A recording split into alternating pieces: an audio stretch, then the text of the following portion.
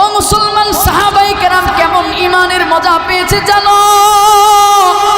সাহাবায়ে কেরামের ঈমানের মজার সামনে, ঈমানের স্বাদের সামনে, সাহাবায়ে কেরামের ঈমানের সামনে দুনিয়ার যত যন্ত্রণা, দুনিয়ার যত নির্যাতন, দুনিয়ার যত অত্যাচার আসুক না কেন, বলে সব অত্যাচার, সব নির্যাতন তুচ্ছ, মাগার ঈমান বড় দামি। সাহাবায়ে কেরাম ঈমানকে পাওয়ার পরে তারা কেমন সন্তুষ্ট ছিল, রাসূলকে পয়গম্বর হিসাবে পেয়ে, ইসলামকে দ্বীন হিসাবে পেয়ে, আল্লাহকে রব হিসাবে পেয়ে তারা কেমন শান্তি পেয়েছিল, কেমন মজা পেয়েছিল জানো? বলে সাহাবায়ে কেরামকে যতই আঘাত করত, যতই নির্যাতন দিত, যতই যন্ত্রণা দিত, আল্লাহর কসম এরা কখনো ঈমান থেকে দূরে সরে যায় না। ছোট্ট একটা উদ্ধৃতি দেই, ছোট্ট একটা ঘটনা বলি। রাসূলের প্রিয় সাহাবী হযরত খাব্বাব রাদিয়াল্লাহু তাআলা আনহু, খাব্বাব রাদিয়াল্লাহু তাআলা আনহু কালেমা গ্রহণ করার কারণে মুশরিক কাফির বেঈমান উমাইয়া বিন খালফ খাব্বাব রাদিয়াল্লাহু তাআলা আনহুকে কত কষ্ট, কত যন্ত্রণা, কত নির্যাতন দিয়েছিল। হযরত খাব্বাব রাদিয়াল্লাহু তাআলা আনহু কালেমা গ্রহণ করার কারণে এই মুশরিক বেঈমান খাব্বাব রাদিয়াল্লাহু তাআলা আনহুর মাথার চুল ধরে মাঝে মাঝে জোরে টান দিত। শুধুই তাই নয়, হাতের গ্রীভা ধরে জোরে মোচড় দিত। বলে এইভাবে যতই শাস্তি দেওয়া হোক না কেন, বলে ঈমান থেকে দূরে সরে যায় নাই, ঈমানটাকে হালকা করে নাই, ঈমানটাকে দুর্বল বানায় নাই। বলে কি জন্য, কি জন্য? বলে ওই যে যাকাতুল ঈমান, ঈমানের স্বাদ পেয়েছিল, ঈমানের মজা পেয়েছিল।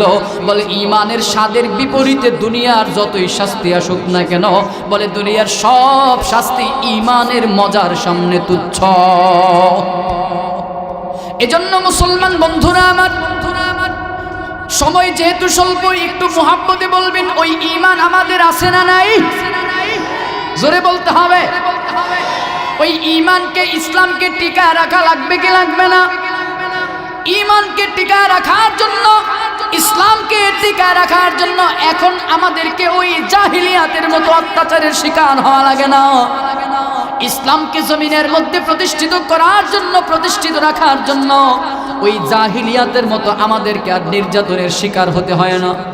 জাহিলিয়াতের মুশরিকরা ইমানদারদেরকে যেই পরিমাণে নির্যাতন করেছে, যন্ত্রণা দিয়েছে, ওই পরিমাণে নির্যাতন যন্ত্রণার শিকার কিন্তু আমাদের হতে হয় না। তবে ইসলামকে টিকায় রাখার জন্য, ওই ঈমানকে টিকায় রাখার জন্য যা করতে হবে, বলে বর্তমান প্রেক্ষাপটে ইসলামকে টিকায় রাখতে হলে একমাত্র কেবলমাত্র এই মাদারিসে কওমিয়াগুলোকে টিকায় রাখতে হবে। হাজার নামে মাজার করে দেখায় যারা খাজার শান, দিনে করে ভণ্ডামি আর রাত্রে মারে গাজায় টান, দিনে করে ভণ্ডামি আর রাত্রে মারে। একসাথে রাত্রে মারে, একসাথে গাইতে হবে, রাত্রে মারে। হাজার নামে মাজার করে দেখায় যারা খাজার শান, দিনে করে ভণ্ডামি আর দাড়ি টুপি নাই রে কিছু, আছে শুধু চুল, সুন্নতের খবরে নাই সে আশিকে রাসূল। ঠিক কিনা? মাজারে সারা বেলা চলে ওই নারীর মেলা, মাজারে সারা বেলা চলে ওই নারীর মেলা, দেখলে যায় না চেনা মানুষ নাকি হনুমান, দিনে করে ভণ্ডামি আর, এই জোরে বলো, দিনে করে ভণ্ডামি আর রাত্রে মারে। নামাজ রোজার ধারদারি না, পর্দা সে তো নাই, মুরিদেরা সিজদা করে ভণ্ড পীরের পায়ে। মাজারে যাবে যারা তারা হবে সর্বহারা, আমল সব ধ্বংস হবে, থাকবে না তাদের ঈমান, দিনে করে ভণ্ডামি আর, দিনে করে ভণ্ডামি আর। সামনে যাব, রাগ করবেন না তো? ওরে ল্যাংটা বাবার মতো কত ভণ্ড বাবা আছে, দুর্গন্ধে যায় না থাকা গেলে তাদের কাছে। বহু পীর দেখছি কেমন করে জানেননি, ও বছরে একদিন গোসল করে। বুঝছেন? হ্যাঁ, এই বলতে দেন, বছরে একদিন গোসল করে, তাও কিভাবে চেয়ারে বসা থাকে। কিছু মুরিদান আছে, মহিলা মুরিদান, আশেকান মহিলা, এরা কি করে, মাথা থেকে বিসমিল্লাহ বলে পানি ঢালা শুরু করে, ওই পানি মুবারক এবারে এই সারা বছরের জট লাগা চুল বেয়ে, তার মোজ দাড়ি গোফ এবারে বগল টগল এমনি এমনি বিশেষ অঙ্গ টঙ্গ দিয়া যাইতে যাইতে যখন পা দিয়া যায়, ওই সময় পানিগুলোর একটা পাতিল দিয়ে সেবা হিসেবে গ্রহণ করে। আর এই পানি শেফা হিসাবে এরা নিয়ে খায়, পান করে। আমি আরো বলতে চাই, যারা লেংটার নাম দিয়ে মুসলমান আর মুসলমানিত্বের রাহবারি করতে চায়, আমি স্পষ্ট বলতে চাই, যাদের দেহের মধ্যে ফরজ বিধান কাফর থাকবে না, ওরা মুসলমানদের রাহবার নয়, নিঃসন্দেহে ওরা শয়তানের রাহবার। আমাদের চাহিদা হচ্ছে আগামীর বাংলাদেশ হবে ইসলামপন্থী বাংলাদেশ, কথা ঠিক কিনা? আগামীর বাংলাদেশ হবে কোরআনের বাংলাদেশ, কথা ঠিক কিনা? আমরা দেখেছি বিগত 16 বছরের আমলে, শাসন আমলে এদেশের শাসক গোষ্ঠী আপনার আমার জনগণের পকেটের টাকাকে আত্মসাৎ করে বিদেশে পাচার করেছে। আমরা দেখেছি বিগত 16 বছরের ইতিহাসে, 16 বছরের ইতিহাসের শাসন আমলে এদেশের কিছু আমলা মামলারা আপনার আমার পকেটের টাকাকে, আপনার আমার পকেটের ট্যাক্সের টাকাকে এরা গাড়ি বাড়ি করেছে, নিজের পোশাককে বাড়িয়েছে, নিজের টাকাকে, এদেশের টাকাকে প্রচার করে পাচার করে সুইস ব্যাংকে জমা করেছে। আমরা দেখতে পেয়েছি যেই শাসন আমলে এদেশের উপরে, জনগণের উপরে শাসনের নামে শোষণ করা হয়েছিল, আমাদের স্পষ্ট কথা, আমরা আজকেও দেখতে পাচ্ছি সেই শোষণের নামে, শাসনের নামে শোষকেরা হয়তো নাই, স্বৈরাচার কিন্তু নাই, তবুও দেখতে পাচ্ছি স্বৈরা শাসকের দোসরেরা এদেশের মধ্যে এখনো আছে। স্বৈরা শাসক পালিয়েছে, কিন্তু স্বৈরা শাসকের দোসরেরা আছে না নাই? ওই দোসরদেরকে আমরা সাবধানতার সাথে বলতে চাই, ও স্বৈরা শাসকের দোসরেরা, স্পষ্ট ভাষায় শুনে নাও, স্পষ্ট ভাষায় জেনে নাও, তোমাদের শাসক পালিয়েছে, তোমরাও যদি এদেশের মধ্যে মুসলমানদেরকে আঘাত করতে চাও, এদেশের জনগণের সম্পদ লুণ্ঠন করতে চাও, আবারও যদি হামলা মামলা অরাজকতা সৃষ্টি করতে চাও, আবারও যদি জনগণের অর্থ সম্পদ লুণ্ঠন করতে চাও, যে দেশের জনগণ, যে দেশের সাধারণ আমলা মামলারা 40 মিনিটে দেশের 16 বছরের শাসনকে ভেঙে চুরমার করে দিয়েছে, আবারও যদি কেউ স্বৈরা শাসন করতে চায় 40 মিনিট লাগবে না, 20 মিনিটের মাথায় এদেশের শাসন ব্যবস্থাকে দুর্বল করে দিবে।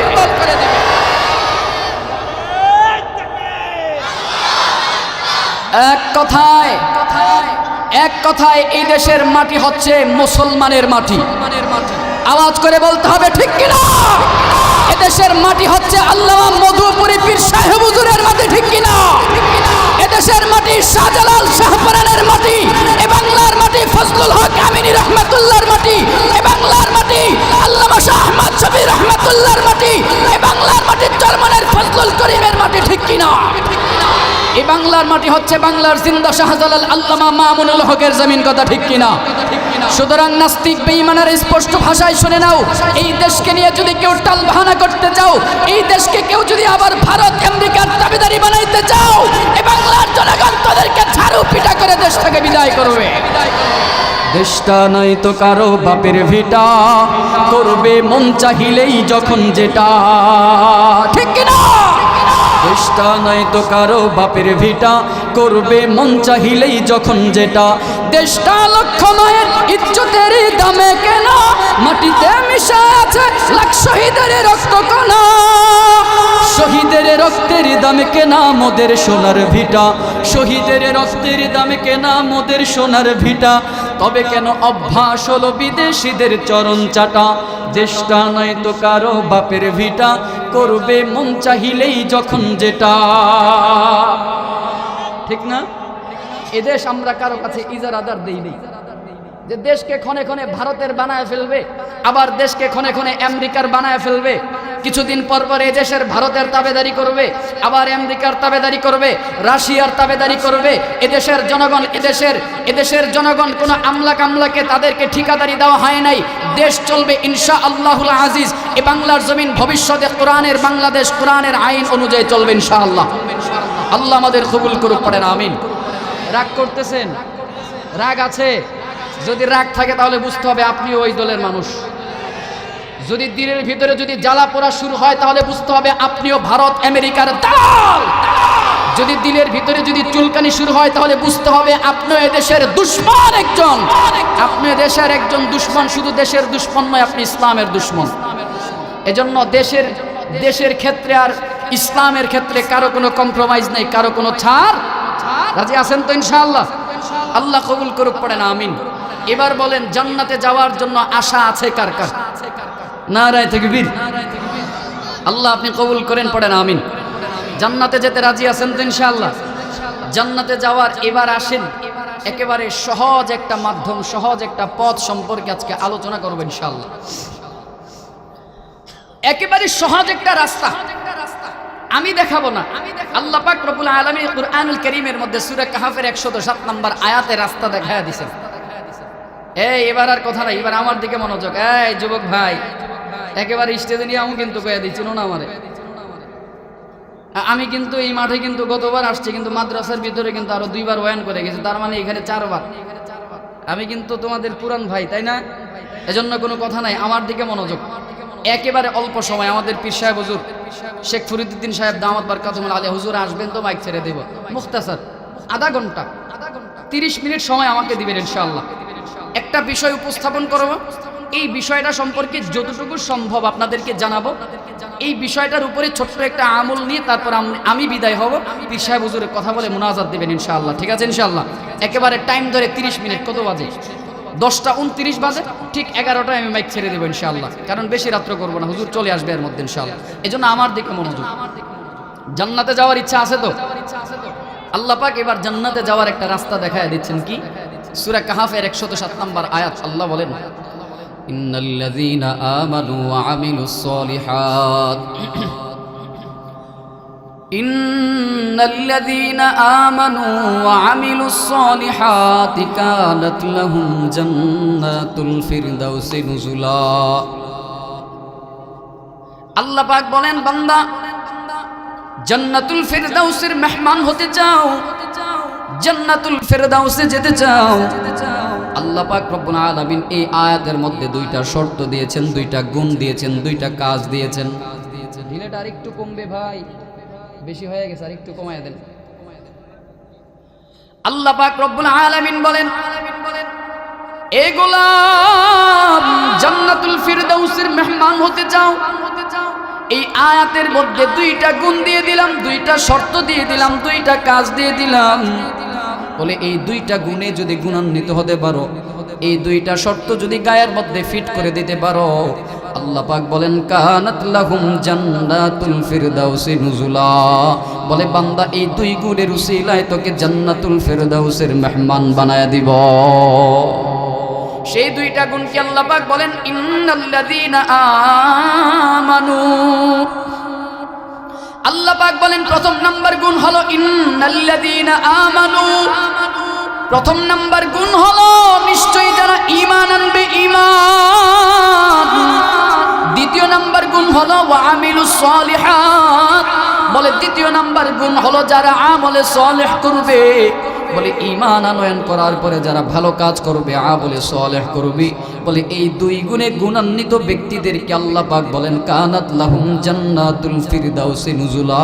বলে আল্লাহ তাদেরকে জান্নাতুল ফিরদাউসের মেহমান বানায় দিবে। তাহলে গুণ লাগবে 2টা। 1 নাম্বার লাগবে ঈমান, 2 নম্বরে লাগবে আমলে সলিহ।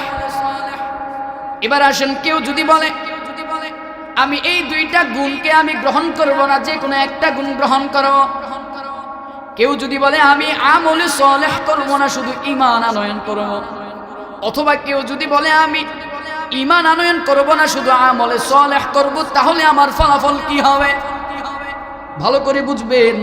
কেউ যদি ঈমান আনয়ন করা ব্যতীত আমলে সলিহ করে, মানে ভালো কাজ করে, যদি কেউ যদি বলে আমি ঈমান আনলাম না, ঈমান আনা ব্যতীত দুনিয়ার যত ভালো কাজ আছে, বলে এই জবান দিয়ে কোনোদিন মিথ্যা বলে নাই, এই হাত দিয়ে গরিবের সম্পদ নষ্ট করে নাই, এই পা দিয়ে কোনো অন্যায় অশ্লীল কাজের মধ্যে যায় নাই, শুধুমাত্র ঈমানটা গ্রহণ করে নাই, এই জবান দিয়ে কখনো মানুষকে অন্যায়ভাবে গালি দেয় নাই, এই চোখ দিয়ে কখনো খারাপ জিনিস দেখে নাই, এই হাতে যা উপার্জন করেছে সবগুলোই ছিল ভালো পথের হালাল, এই যা খরচ করেছে তাও সব ভালো পথে খরচ করেছে।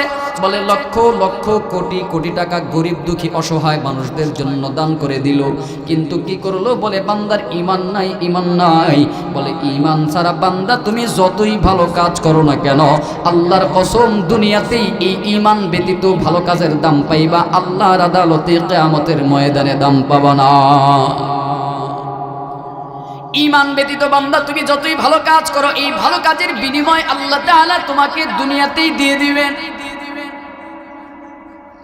এবার পক্ষান্তরে কেউ যদি বলে আমি আমলে সালেহ করতে পারি না কিন্তু ঈমান আনলাম, কেউ যদি ঈমান নিয়ে দুনিয়া থেকে বিদায় হয়ে কবরে যেতে পারে, قال رسول الله صلى الله عليه وسلم من قال لا اله الا الله دخل الجنه الله اكبر বলেন পয়গম্বর বলেন যে ব্যক্তি লা ইলাহা ইল্লাল্লাহ বলল, দিলের মধ্যে স্বীকৃতি দিল আল্লাহ ব্যতীত আর কোনো ইলাহ নাই, আর কোনো মাবুদ নাই, পয়গম্বর বলেন দাখালাল জান্নাহ, এই মানুষটা জান্নাতের মধ্যে প্রবেশ করে ফেলছে। ঈমান আনয়ন করার পরে কেউ যদি বলে আমার তো লক্ষ লক্ষ টাকা নাই, আমার তো কোনো কিছুই নাই, ধন সম্পদ নাই, আমি এখন কি করব? বলে আমি তো সদকা করতে পারি না, আমি তো ব্যয় করতে পারি না, কি করা যায়? বলে ঈমান আনয়ন করার পরে কোনো বান্দার সদকা করার দরকার নাই, আমলে সালেহের শুধু এতটুকু যদি করে, বলে কেউ যদি আল্লাহ তাআলার কুদরতি পায় একটা সেজদা দেয়, ঈমান আনয়ন করার পরে একটা সেজদার দাম কত জানো? ক্বালা রাসূলুল্লাহ সাল্লাল্লাহু আলাইহি ওয়াসাল্লাম সিজদাতুন ওয়াহিদাতুন খায়রুম মিনাদ দুনিয়া ওয়া মা ফিহা। রাসূল বলেন ঈমান আনয়ন করার পরে কেউ যদি একটা সেজদা দেওয়ার মতো দেয়, বলে একটা সেজদার দাম কত বড়? খায়রুম মিনাদ দুনিয়া ওয়া মা ফিহা, বলে तमाम দুনিয়া এবং দুনিয়ার মধ্যে যা কিছু আছে এই সব কিছুর চাইতে একটা সেজদার দাম অনেক বড়। তাহলে একটু বুঝে থাকলে বলবেন এই যে একটা সেজদার দাম দুনিয়া এবং দুনিয়ার চাইতে বড়, এটা কি ঈমান থাকলে না ঈমান না থাকলে? বুঝতেছেন তো কথা?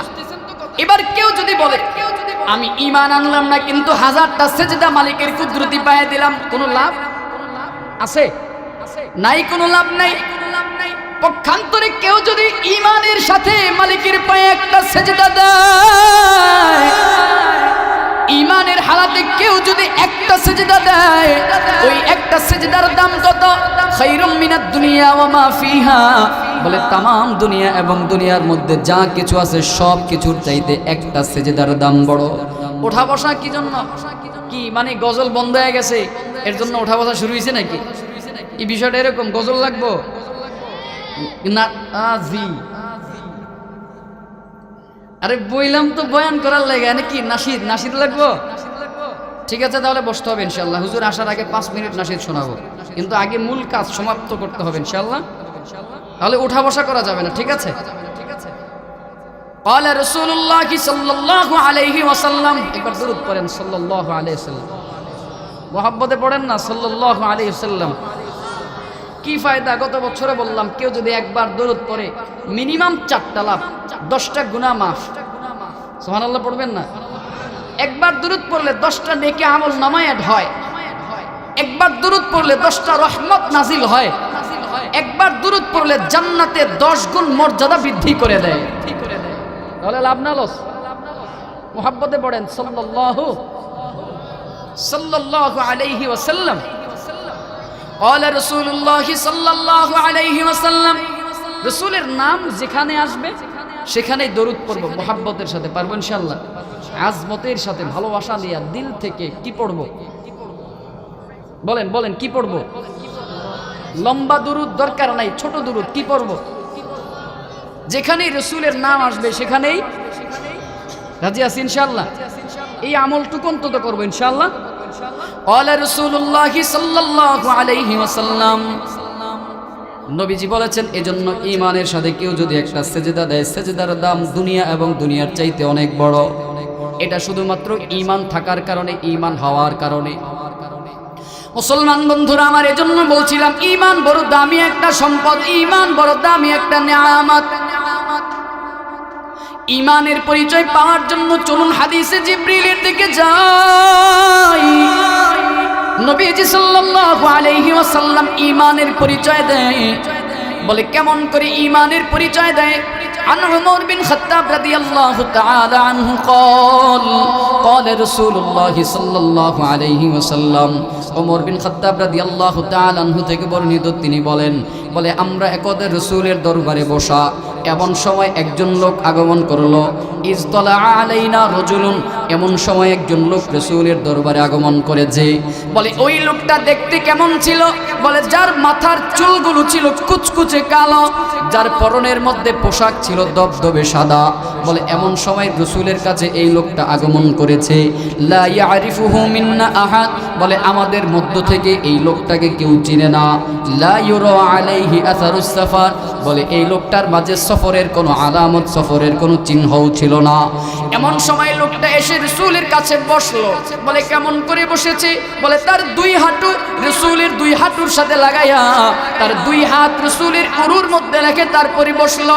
এবার লোকটা আগন্তুক ব্যক্তি পয়গম্বরকে বলে, ক্বালা ইয়া মুহাম্মদ আখবিরনি আনিল ইসলাম। আগন্তুক লোকটা বলে, ওগো পয়গম্বর সাল্লাল্লাহু আলাইহি ওয়াসাল্লাম, আখবিরনি আনিল ইসলাম, বলে ইসলাম কি, ইসলাম সম্পর্কে আমাকে একটু জানিয়ে দেন। ক্বালা রাসূলুল্লাহ সাল্লাল্লাহু আলাইহি ওয়াসাল্লাম, তখন নবীজি সাল্লাল্লাহু আলাইহি ওয়াসাল্লাম বলেন, আল ইসলামু আন তাশহাদা আল্লা ইলাহা ইল্লাল্লাহ ওয়া আন্না মুহাম্মাদার রাসূলুল্লাহ ওয়া তুকিমুস সালাহ ওয়া তু'তিয়াজ যাকাত ওয়া তাসুমা রমাদান ওয়া তাহুজ্জাল বাইতা ইন ইসতাতা'a ইলাইহি সাবিলা। পয়গম্বর পাঁচটা জিনিসের কথা বললেন। বলে এই পাঁচটা জিনিসের নাম হলো ইসলাম। বলে এক নম্বরে আন তাশহাদা আল্লা ইলাহা ইল্লাল্লাহ ওয়া আন্না মুহাম্মাদার রাসূলুল্লাহ। বলে ইসলাম হলো এক আল্লাহ ব্যতীত আর কোনো ইলাহ নাই এবং মুহাম্মাদুর রাসূলুল্লাহ তিনি আল্লাহ তাআলার পয়গম্বর ও রাসূল। এই কথার স্বীকৃতি দেওয়ার নাম হলো ইসলাম। দুই নম্বরে ওয়া তুকিমুস সালাহ, বলে নামাজ কায়েম করার নাম ইসলাম। ওয়া তুতিয়াজ যাকাত, তিন নম্বরে যাকাত প্রদান করার নাম ইসলাম। চার নম্বরে ওয়া সাওমু রমাদান, বলে রমজান মাসে রোজা রাখার নাম ইসলাম। ওয়া তুহুজ্জাল বাইতা ইন ইসতাতা'a ইলাইহি সাবিলা, বলে পাতে থাকলে বাইতুল্লাহ হজ করতে যাওয়ার নাম হলো ইসলাম। বলে এই পাঁচ জিনিসের নাম হলো ইসলাম। আরো একটা হাদিসের দিকে যদি তাকাই, আন আব্দুল্লাহ বিন উমর রাদিয়াল্লাহু তাআলা আনহু قال قال رسول الله صلى الله عليه وسلم بني الاسلام على خمس شهادة ان لا اله الا الله। বলে পাঁচ জিনিসের, বলে ইসলামের মূল ভিত্তি হলো পাঁচটা, মূল বিষয় হলো পাঁচটা। বলে এক নম্বরে কালেমা পাঠ করা, ঈমান আনয়ন করা, আল্লাহ ব্যতীত আর কোনো ইলাহ নাই, মুহাম্মদ সাল্লাল্লাহু আলাইহি ওয়াসাল্লাম আল্লাহর রাসূল এবং পয়গম্বর এবং বান্দা। বলে এটা বিশ্বাস করে নেওয়ার নাম ইসলাম। দুই নম্বরে নামাজ কায়েম করা, তিন নম্বরে যাকাত প্রদান করা, চার নম্বরে রমজান মাসে রোজা রাখা, পাঁচ নম্বরে সামর্থ্য থাকলে বাইতুল্লাহ হজ করতে যাওয়া। বলে এই পাঁচ জিনিসের নাম হলো ইসলাম। আগন্তুক ব্যক্তি বলেন, ফাকালা সাদাকতা, আগন্তুক ব্যক্তি বলেন, পয়গম্বর আপনি সত্য বলেছেন, আপনি সত্য বলেছেন। ক্বালা উমর রাদিয়াল্লাহু তাআলা আনহু বলেন, ফাআজিবনা লাহু ইয়াসআলুহু ওয়া ইউসাদ্দিকুহু, বলে বিষয়টা আমাদের কাছে বড় আজীব লেগেছে। ওমর বলেন ব্যাপারটা আমাদের কাছে বড় আশ্চর্য লেগেছে। বলে কি জন্য, কি জন্য? বলে যে মানুষটা নিজে প্রশ্ন করলো ওই মানুষটাই আবার প্রশ্নের জবাবে সত্যায়িত করতেছে। বলে বিষয়টা আমাদের কাছে বড় আশ্চর্য লেগেছে। এরপরে আগন্তুক ব্যক্তি এবার আবার বলতেছেন, ক্বালা ইয়া মুহাম্মদ আখবিরনি আনিল ঈমান। এ বাবা আমার দিকে মনোযোগ দেন, মূল বিষয়টা হলো এইখানে। আগন্তুক ব্যক্তি বলতেছেন, ও মুহাম্মদ সাল্লাল্লাহু আলাইহি ওয়াসাল্লাম, বলে আখবিরনি আনিল ঈমান, বলে ঈমান কি, ঈমানের ব্যাপারে আমাকে একটু জানিয়ে দাও। পয়গম্বর বলেন, ক্বালা রাসূলুল্লাহ সাল্লাল্লাহু আলাইহি ওয়াসাল্লাম, বলে ঈমান হলো আন তুমিনা বিল্লাহ ওয়া মালাইকাতিহি ওয়া কুতুবিহি ওয়া রুসুলিহি ওয়াল ইয়াউমিল আখির ওয়া তুমিনা বিল কদরি খাইরিহি ওয়া শাররিহি। নবীজি বলেন ঈমান হলো কয়েকটা জিনিসের নাম।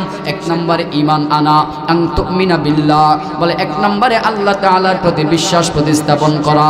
দুই নম্বরে ওয়া মালাইকাতিহি, বলে আল্লাহ তাআলার যত ফেরেশতা রয়েছে সব ফেরেশতাদের প্রতি বিশ্বাস প্রতিস্থাপন করা। তিন নম্বরে ওয়া কুতুবিহি, বলে আল্লাহ তাআলার যত আসমানি কিতাব রয়েছে বলে সব আসমানি কিতাবের প্রতি বিশ্বাস প্রতিস্থাপন করা। বলে 4 নম্বরে ওয়া রুসুলিহি, বলে আল্লাহ তাআলা মানব জাতির হেদায়েতের জন্য যত নবী পয়গম্বর প্রেরণ করেছেন, বলে আদম আলাইহিস সালাম থেকে শুরু করে আখিরি পয়গম্বর পর্যন্ত যত নবী পয়গম্বর মানব জাতির হেদায়েতের জন্য যুগে যুগে প্রেরণ করেছেন, বলে সব নবী পয়গম্বরদের প্রতি বিশ্বাস প্রতিস্থাপন করা। বলে 5 নম্বরে ওয়াল ইয়াউমিল আখির, বলে আখিরাত দিবসের প্রতি বিশ্বাস প্রতিস্থাপন করার নাম হলো ঈমান। 6 নম্বরে ওয়া তুমিনা বিল কদরি খাইরিহি ওয়া শাররিহি, বলে তাকদীরের ভালো মন্দ সব কিছু আল্লাহ তাআলার পক্ষ থেকে হয়, বলে এই কথাকে বিশ্বাস প্রতিস্থাপন করার নাম হলো ঈমান। আগন্তুক ব্যক্তি আবার বলেন ক্বালা সাদাকতা মুহাম্মদ, আপনি সত্য বলেছেন, সত্য বলেছেন।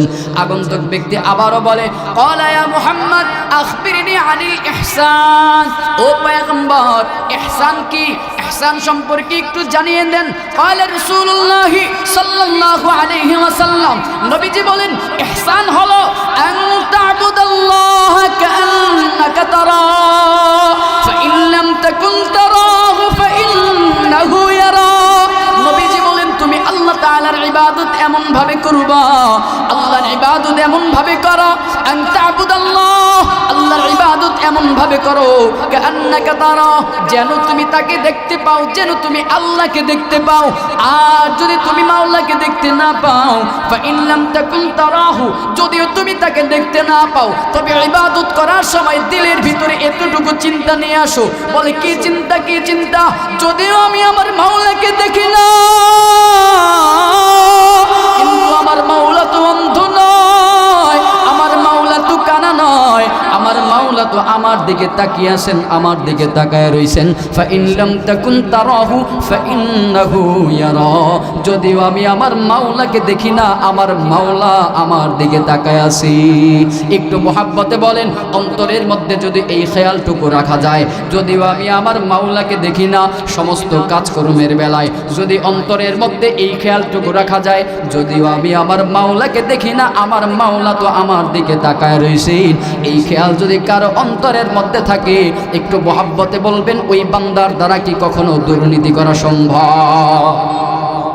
বুঝেন নাই কথা? কারো দিলে যদি এতটুকু বিশ্বাস বদ্ধমূল হয় যে যদিও আমি আমার মাওলাকে দেখি না, কিন্তু আমার আল্লাহ আমার দিকে তাকায় রইছে, এতটুকু কথা যদি কারো অন্তরে বদ্ধমূল হয়ে যায়, আমি বিশ্বাস করি, আমি বলতে পারি হলফ করে যে কারো অন্তরে যদি এতটুকু ভয় ঢুকে, আমি আমার মাওলাকে না দেখলেও আমার মাওলা তো আমাকে দেখে, আমার মাওলা তো অন্ধ নয়, আমার মাওলা আমার দিকে তাকায় রইছে, আল্লাহর কসম ওর দ্বারা কখনো দুর্নীতি হতে পারে না। যদি কারো অন্তরে এতটুকু ঢুকে, তার দ্বারা তার জবানে কখনো মিথ্যা হতে পারে না। যদি কারো অন্তরে এতটুকু থাকে যে আমার মাওলা আমার দিকে তাকায় রইছে, তার দ্বারা কখনো জিনা ব্যভিচার হতে পারে না। যদি কারো অন্তরে এতটুকু থাকে যে আমার মাওলা আমার দিকে তাকায় রইছে, তার দ্বারা মানুষের হক নষ্ট হতে পারে না। যদি কারো অন্তরে এতটুকু থাকে যে আমার মাওলা আমার দিকে তাকায় রইছে, তো তার দ্বারা মানুষের হক নষ্ট হয় না, মানুষের জমি জমার হক নষ্ট হয় না, মানুষের ট্যাক্সের টাকা নিজের পকেটে বইরা ওই যে সুইস ব্যাংকে মানুষ প্রচার করতে পারতো না। কথা ঠিক না? জোরে বলতে হবে ঠিক না? এই কাজগুলো কারা করে? বলে যারা এদেশের মধ্যে শিক্ষিত নামদারি, এদেশের মধ্যে যারা শিক্ষার নাম দিয়ে কলমের খোঁচা দিয়ে গরিব দুঃখী মানুষের, অসহায় মানুষের সর্বস্ব লুণ্ঠন করে, এরকম শিক্ষিত শয়তান সমাজে আছে না নাই? এ আওয়াজ করে বলতে হবে আছে না নাই? ওরাই হলো সমাজের আসল শিক্ষিত শয়তান। আসতে বলেন কেন? ভয় আছে? জোরে বলতে হবে ভয় আছে। এরাই হলো সমাজের আসল শিক্ষিত শয়তান। এজন্য উস্তাদ মরহুম মাওলানা আইনুদ্দিন আজাদ রহমাতুল্লাহ বলে, দুর্নীতির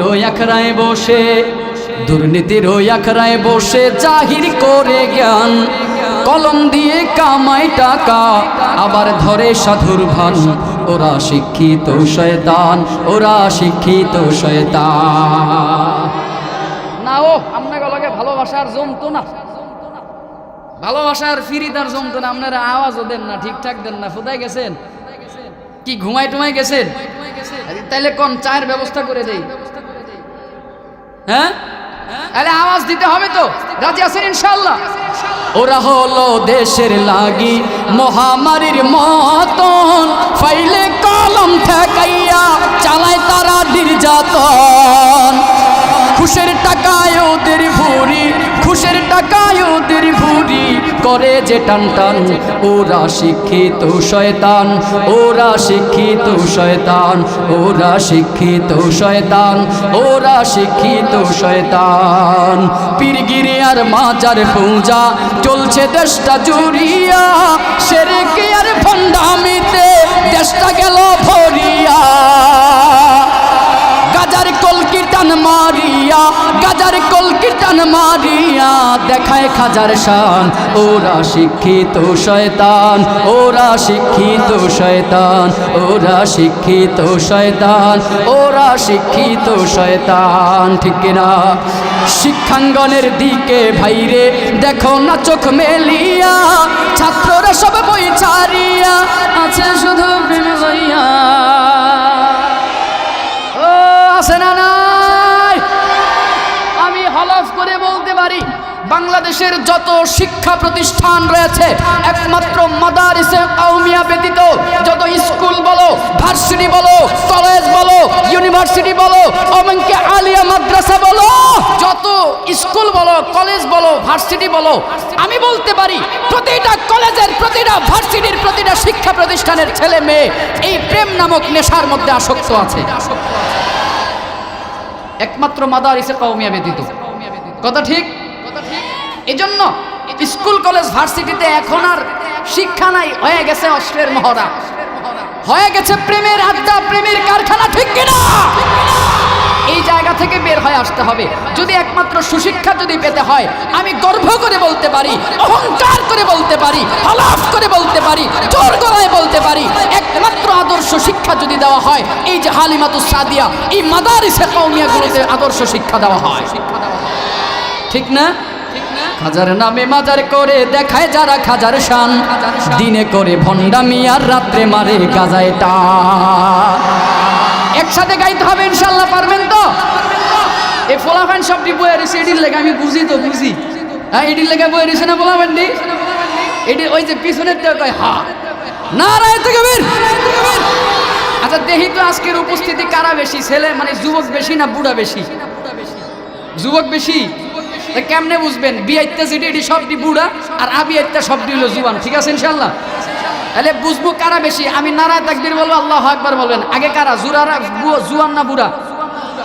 এই বেটা জুয়ান না, বেটা বুড়া করে আগে রাখতে হইব, মুরব্বি করে আগে রাখতে হবে, কারণ মুরব্বিদেরকে আগে রাখতে হবে, কারণ আমরা আদবওয়ালা। ঠিক আছে ইনশাআল্লাহ? মুরব্বিরা রাজি আছেন? নারায়ে তাকবীর। আচ্ছা আপনারা কোন এই যে এই ফোলাটা তে কি বুড়া? এই যে তে বুড়া নি কোন? আচ্ছা তে বুড়া নি আপনারা কোন?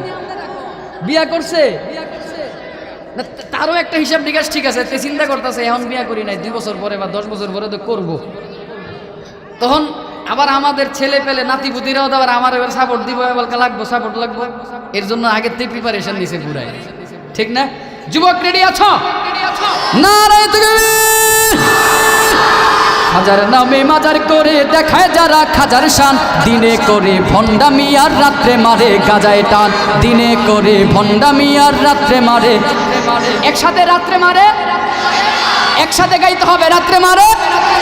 খাজার নামে মাজার করে দেখায় যারা খাজার শান, দিনে করে ভণ্ডামি আর দাড়ি টুপি নাই রে কিছু, আছে শুধু চুল, সুন্নতের খবরে নাই সে আশিকি রাসূল। ঠিক কিনা? মাজারে সারা বেলা চলে ওই নারীর মেলা, মাজারে সারা বেলা চলে ওই নারীর মেলা, দেখলে যায় না চেনা মানুষ নাকি হনুমান। দিনে করে ভণ্ডামি আর, এই জোরে বলো, দিনে করে ভণ্ডামি আর রাত্রে মারে। নামাজ রোজার ধারদারি না, পর্দা সে তো নাই, মুরিদেরা সিজদা করে ভণ্ড পীরের পায়ে। মাজারে যাবে যারা তারা হবে সর্বহারা, আমল সব ধ্বংস হবে, থাকবে না তাদের ঈমান। দিনে করে ভণ্ডামি আর, দিনে করে ভণ্ডামি আর। সামনে যাব, রাগ করবেন না তো? ওরে ল্যাংটা বাবার মতো কত ভণ্ড বাবা আছে, দুর্গন্ধে যায় না থাকা গেলে তাদের কাছে। বহু পীর দেখছি কেমন করে জানেননি, ও বছরে একদিন গোসল করে। বুঝছেন? হ্যাঁ, এই বলতে দেন। বছরে একদিন গোসল করে, তাও কিভাবে চেয়ারে বসা থাকে। কিছু মুরিদান আছে, মহিলা মুরিদান, আশেকান মহিলা, এরা কি করে, মাথা থেকে বিসমিল্লাহ বলে পানি ঢালা শুরু করে, ওই পানি মুবারক এবারে এই সারা বছরের জট লাগা চুল বেয়ে তার মোজ দাড়ি গোফ এবারে বগল টগল এমনি বিশেষ অঙ্গ টঙ্গ দিয়া যাইতে যাইতে যখন পা দিয়া যায়, ওই সময় পানিগুলোর একটা পাতিল দিয়ে শেফা হিসেবে গ্রহণ করে। আর এই পানি শেফা হিসেবে এরা নিয়ে খায়, পান করে। আমি আরো বলতে চাই, যারা লেংটার নাম দিয়ে মুসলমান আর মুসলমানিত্বের রাহবারি করতে চায়, আমি স্পষ্ট বলতে চাই, যাদের দেহের মধ্যে ফরজ বিধান কাফর থাকবে না, ওরা মুসলমানদের রাহবার নয়, নিঃসন্দেহে ওরা শয়তানের রাহবার। লেংটা পীরের মুরিদ যারা, তারা হবে সর্বহারা। আক্রোশের মুরিদ যারা, দেওয়ানবাগির মুরিদ যারা, তারা হবে সর্বহারা। ঠিক কিনা? আমল সব ধ্বংস হবে, থাকবে না তাদের ঈমান। দিনে করে ভণ্ডামি আর রাত্রে মারে, দিনে করে ভণ্ডামি আর। এই গানের শিল্পী কিন্তু আমার পিছনে বসা। এই গানের যিনি মূল শিল্পী, আমার বড় ভাই মাওলানা কাউসার মাহমুদ ভাই পিছনে বসা। আজকে জোর করে ওনারে নিয়ে আইছিল আগে করে। আলহামদুলিল্লাহ পড়েন। কি সঙ্গীত বেড়া, টিয়া দিও সঙ্গীত গাইলে ইনশাল্লাহ শোনাবে আপনাদেরকে। আছে যেহেতু শোনাবে ইনশাল্লাহ। ঠিক আছে ইনশাল্লাহ। এবার আসেন, ঈমান কি দামি না কম দামি? এই সমস্ত কুলাঙ্গারগুলো, পীর নামক ভণ্ডগুলো মুসলিম মুসলমানদের ঈমানগুলোকে বিষাক্ত সাপের ন্যায় ছোবল দিয়ে শেষ করে দেয়। আমরা ওদেরকে সতর্ক করে বলতে চাই, যারা মুসলমানদের ঈমানকে ধ্বংস করে দিতে চাও, এদেশের মুসলমানেরা সচেতন। বলে যেই মানুষটা ইসলামকে দিন হিসাবে পেয়ে সন্তুষ্ট, বলে এরপরে ওয়াবি মুহাম্মাদিন রাসূলা, বলে যেই মানুষটা রসুলকে মুহাম্মাদুর রাসূলুল্লাহ সাল্লাল্লাহু আলাইহি ওয়াসাল্লামকে নবী হিসাবে পেয়ে সন্তুষ্ট, বলে ওই মানুষটাই ঈমানের মজা পেয়েছে, ঈমানের স্বাদ পেয়েছে। সাহাবায়ে কেরাম ঈমানের মজা পেয়েছিল, সাহাবায়ে কেরাম ঈমানের স্বাদ পেয়েছিল। ও মুসলমান, সাহাবায়ে কেরাম কেমন ঈমানের মজা পেয়েছে জানো? সাহাবায়ে কেরামের ঈমানের মজার সামনে, ঈমানের স্বাদের সামনে, সাহাবায়ে কেরামের ঈমানের সামনে দুনিয়ার যত যন্ত্রণা, দুনিয়ার যত নির্যাতন, দুনিয়ার যত অত্যাচার আসুক না কেন, বলে সব অত্যাচার, সব নির্যাতন তুচ্ছ, মাগার ঈমান বড় দামি। সাহাবায়ে কেরাম ঈমানকে পাওয়ার পরে তারা কেমন সন্তুষ্ট ছিল? রাসূলকে পয়গম্বর হিসাবে পেয়ে, ইসলামকে দিন হিসাবে পেয়ে, আল্লাহকে রব হিসাবে পেয়ে তারা কেমন শান্তি পেয়েছিল, কেমন মজা পেয়েছিল জানো? বলে সাহাবায়ে কেরামকে যতই আঘাত করত, যতই নির্যাতন দিত, যতই যন্ত্রণা দিত, আল্লাহর কসম এরা কখনো ঈমান থেকে দূরে সরে যায় না। ছোট্ট একটা উদ্ধৃতি দেই, ছোট্ট একটা ঘটনা বলি।